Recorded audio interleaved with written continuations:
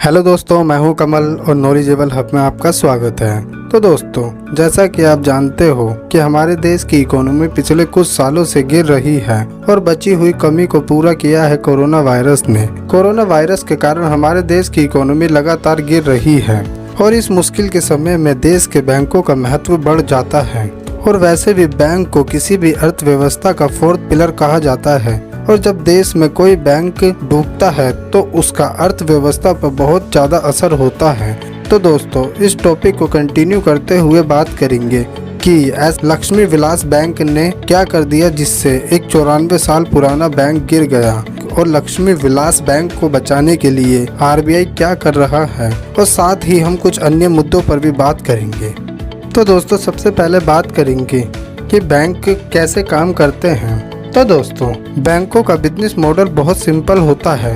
बैंकों का मुख्य बिजनेस लोन देना होता है। हम जो पैसा बैंक में जमा करते हैं, बैंक उस पैसे को लोन के रूप में बड़ी बड़ी कंपनियों को दे देता है। और इसके अलावा भी बैंक की इनकम के और भी सोर्स होते हैं, जैसे कि बैंक इन्वेस्टमेंट एडवाइजरी सर्विस देता है। और जब कोई कंपनी स्टॉक एक्सचेंज पर अपने आप को लिस्ट कराती है तो उस सारे प्रक्रिया के अंदर बैंकों का बहुत ज़्यादा महत्वपूर्ण रोल होता है और इससे बैंक को बहुत ज़्यादा इनकम होती है। और बैंक मनी एक्सचेंजर का काम भी करते हैं। इस कार्य के अंतर्गत बैंक फॉरेन करेंसी को खरीदते हैं और बेचते हैं। और बैंक अपने लिए भी बड़ी कंपनियों के शेयर परचेज करते हैं, जिससे बैंकों को डिविडेंड इनकम प्राप्त होती है। अब बात करते हैं लक्ष्मी विलास बैंक की।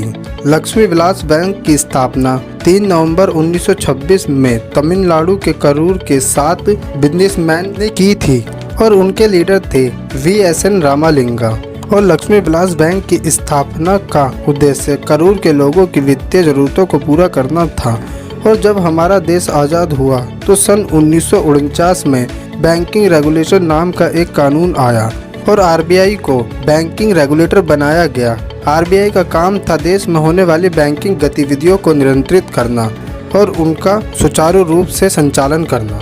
और 19 जून 1958 में लक्ष्मी विलास बैंक ने आरबीआई से लाइसेंस लिया और 11 अगस्त 1958 को लक्ष्मी विलास बैंक को एक शेड्यूल कमर्शियल बैंक बना दिया गया। अब बात करते हैं कि शेड्यूल कमर्शियल बैंक किसे कहते हैं। शेड्यूल कमर्शियल बैंक वो बैंक होते हैं जो आरबीआई एक्ट 1934 सेकंड शेड्यूल में होते हैं। शेड्यूल कमर्शियल बैंक को 2 बेनिफिट होते हैं। पहला, शेड्यूल कमर्शियल बैंक आरबीआई से बैंक रेट पर लोन ले सकते हैं। दूसरा, इन बैंकों को मेंबरशिप मिल जाती है आरबीआई के क्लियरिंग हाउस की। और अब बात करते हैं लक्ष्मी विलास बैंक की जर्नी के बारे में।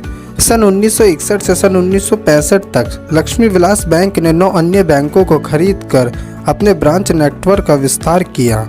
और सन 1974 में लक्ष्मी विलास बैंक ने अपना बिजनेस तमिलनाडु के साथ साथ आंध्र प्रदेश, कर्नाटका, केरल, मध्य प्रदेश, गुजरात, मुंबई, दिल्ली और कलकत्ता जैसे बड़े बड़े शहरों में भी शुरू कर दिया था। और सन 1976 में लक्ष्मी विलास बैंक ने आरबीआई से authorized dealer in foreign currency का लाइसेंस लिया, जिसके बाद वह फॉरेन करेंसी को सेल व परचेज करने लगा। और अगर बात करें आज की, तो 31 मार्च 2019 तक लक्ष्मी विलास बैंक की 569 ब्रांच और 5 एक्सटेंशन काउंटर और 1048 ATM हैं, जो कि 16 राज्य और 3 केंद्रीय शासित प्रदेशों में फैले हुए हैं।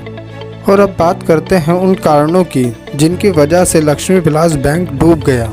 नंबर 1, लक्ष्मी विलास बैंक के डूबने की शुरुआत उस दिन हुई थी जब उसने रिटेल बैंक से अपना ध्यान हटाकर बड़े कॉरपोरेट सेक्टर लोन की तरफ ध्यान केंद्रित किया। और बाद में इन बड़े कॉरपोरेट सेक्टर लोनों में पेमेंट में डिफॉल्ट देखे जाने लगे। और बाद में ये मुसीबत तब और बढ़ गई जब बैंक के पास पैसों की कमी हो गई अपने डिपॉजिटर को देने के लिए। और लक्ष्मी विलास बैंक की मुसीबत तब और ज़्यादा बढ़ गई जब बैंक के पास में कोई भी अच्छा प्लान नहीं था कि वह किस तरह नए इन्वेस्टर को अपने बैंक में पैसे लाने के लिए आकर्षित करेंगे। फोर्थ नंबर पर बात करते हैं लक्ष्मी विलास बैंक मर्जर के बारे में। लक्ष्मी विलास बैंक के बोर्ड ऑफ डायरेक्टर ने फाइनेंशियल क्राइसिस को खत्म करने के लिए मर्जर प्लान अप्रूव किया था India bulls housing finance limited के साथ में। इस मर्जर के अंदर इंडिया बुल्स को 90.50% की शेयर होल्डिंग मिलनी थी और लक्ष्मी विलास बैंक को 9.50% की शेयर होल्डिंग मिलनी थी और बाद में लक्ष्मी विलास बैंक का नाम बदलकर India bulls Lakshmi Vilas bank कर दिया जाता, लेकिन रिजर्व बैंक ऑफ इंडिया ने इस प्लान को रिजेक्ट कर दिया और इसके साथ ही यह कहा कि इंडिया बुल तो खुद ही मिस एप्रोप्रिएशन ऑफ फंड की समस्या से ग्रसित है और इसके साथ ही लक्ष्मी विलास बैंक की मुसीबतें और ज्यादा बढ़ गई। और अगर बात करें कि मर्जर किसे कहते हैं, मर्जर एक ऐसी व्यवस्था होती है जिसके अंदर दो या दो से ज्यादा कंपनी मिलकर एक नई कंपनी का निर्माण करती हैं और पुरानी कंपनी का अस्तित्व खत्म हो जाता है। अब बात करते हैं कि reserve Bank of India Lakshmi Vilas bank को बचाने के लिए क्या कर रहा है। सबसे पहले रिजर्व बैंक ऑफ इंडिया ने कैनरा बैंक के former chairman TN Manoharan Lakshmi Vilas Bank का एडमिनिस्ट्रेटर नियुक्त किया। दूसरे नंबर पर 17 नवंबर 2020 को Reserve Bank of India Lakshmi Vilas Bank के बोर्ड ऑफ डायरेक्टर को हटा दिया और बैंक को अपने अंडर में लेकर PCA स्टार्ट कर दिया। PCA का मतलब होता है प्रॉम्प्ट करेक्टिव एक्शन। इस व्यवस्था के अंतर्गत RBI बैंक को अपने अंडर में लेकर कुछ सुधारात्मक कार्य करता है ताकि बैंक को जल्दी से जल्दी ऐसी मुसीबत से निकाला जा सके। तीसरे नंबर पर बात करते हैं 17 नवंबर 2020 को RBI ने लक्ष्मी विलास बैंक को 1 महीने के लिए मोराटोरियम में डाल दिया और साथ ही लक्ष्मी विलास बैंक से पैसे निकालने पर 25,000 रुपए की लिमिट लगा दी। कोई भी डिपॉजिटर एक बार में 25,000 रुपए से ज्यादा नहीं निकाल सकता। फोर्थ और साथ ही रिजर्व बैंक ऑफ इंडिया ने लक्ष्मी विलास बैंक को DBS बैंक में मर्ज करने का प्लान बना लिया है ताकि लक्ष्मी विलास बैंक में 2,500 करोड़ रुपए की फ्रेश कैपिटल को इंट्रोड्यूस किया जा सके। अब बात करते हैं DBS बैंक के बारे में। DBS बैंक का पूरा नाम डेवलपमेंट बैंक ऑफ सिंगापुर है और इसकी स्थापना 16 जुलाई 1968 में मारिया बे सिंगापुर में हुई थी और इसकी स्थापना सिंगापुर की सरकार द्वारा की गई थी। और DBS bank south east Asia का सबसे बड़ा बैंक है और सन 2016 में DBS बैंक दुनिया का सबसे अच्छा डिजिटल बैंक था और आज DBS बैंक दुनिया के 17 देशों में अपना बिजनेस चला रहा है, जिसमें India, Australia, China, Hong Kong, Indonesia, Japan, south Korea, Malaysia, Myanmar, Philippines, Taiwan, Thailand, UAE, United kingdom, America और वियतनाम जैसे बड़े देश हैं। अब बात करते हैं कि DBS बैंक हमारे देश में कब से अपना बिजनेस कर रहा है। DBS बैंक सन 1994 से हमारे देश में अपना बिजनेस कर रहा है और आज की तारीख में DBS बैंक की हमारे देश में 33 ब्रांच है और यह ब्रांच देश के बड़े बड़े शहरों में मौजूद है। अब बात करते हैं मर्जर स्कीम के बारे में। DBS बैंक को लक्ष्मी विलास बैंक में 2,500 करोड़ रुपए निवेश करने होंगे ताकि लक्ष्मी विलास बैंक अपने बिजनेस को सुचारू रूप से चला सके और इसी मर्जर के साथ DBS बैंक का इंडिया में अपने बिजनेस को बढ़ाने का उद्देश्य भी पूरा हो जाएगा। और अगर बात करें लक्ष्मी विलास बैंक के लॉस के बारे में तो जुलाई से सितंबर मंथ तक लक्ष्मी विलास बैंक को 398 करोड़ का घाटा हुआ है और साथ ही बैंक द्वारा दिए गए टोटल लोन का 25% लोन ऐसा है जो कि बैंक का पैसा डूब चुका है। और अगर बात करें लक्ष्मी विलास बैंक के शेयर के बारे में तो अप्रैल 2019 से 20 नवंबर 2020 तक लक्ष्मी विलास बैंक का शेयर 92 रुपीज़ से घटकर 9 रुपीज़ हो चुका है। और अब बात करते हैं कि लक्ष्मी विलास बैंक और DBS बैंक के मर्जर का क्या असर होगा। सबसे पहले बात करेंगे वर्किंग कल्चर के बारे में। जहां लक्ष्मी विलास बैंक एक ट्रेडिशनल बैंक माना जाता है, वहीं DBS बैंक दुनिया का सबसे अच्छा डिजिटल बैंक है और इस वर्किंग कल्चर में डिफरेंस के कारण ही लक्ष्मी विलास बैंक के 4,000 स्टाफ को मुश्किलों का सामना करना होगा।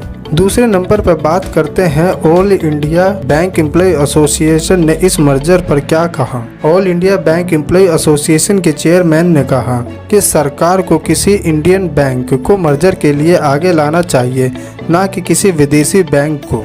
तीसरे नंबर पर बात करते हैं कि बैंकिंग सेक्टर के एक्सपर्ट ने इस मर्जर पर क्या कहा। बैंकिंग सेक्टर के एक्सपर्ट गणपति ने कहा कि डीबीएस बैंक के एम्प्लॉय की योग्यता डिजिटल बैंकिंग, क्रेडिट अप्रेजल और अंडरराइटिंग में बहुत अच्छी है और ये फैक्टर भी दोनों बैंकों के एम्प्लॉय के बीच में मतभेद को उत्पन्न करेंगे।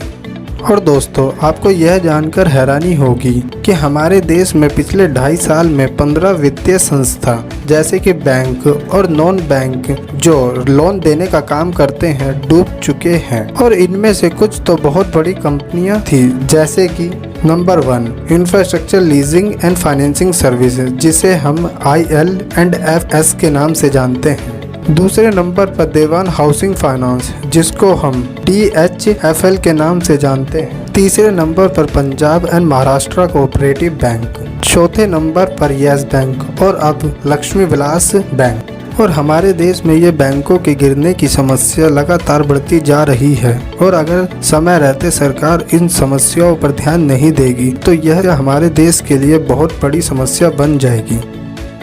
और दोस्तों, ऐसा नहीं है कि लक्ष्मी विलास बैंक के डूबने के बाद ये बैंकों के डूबने की समस्या रुक जाएगी। हमारे देश में और भी बहुत से ऐसे बैंक हैं जिनकी हालत लक्ष्मी विलास बैंक की तरह ही है और इन बैंक के नाम हैं federal bank limited, Karur bank limited, Karnataka bank limited, Dhanlaxmi bank limited, south Indian bank limited. और अब वह टाइम आ गया है जब सरकार को और RBI को कड़े कदम उठाने होंगे और बैंक की लोन देने की प्रोसेस और उसकी मॉनिटरिंग के लिए स्ट्रिक्ट गाइडलाइन बनानी होंगी ताकि भविष्य में बैंकों के डूबने की समस्या को रोका जा सके। तो दोस्तों, आज का टॉपिक यहीं पर ख़त्म करते हैं और इन सारी बातों पर अपना ओपिनियन ज़रूर दें।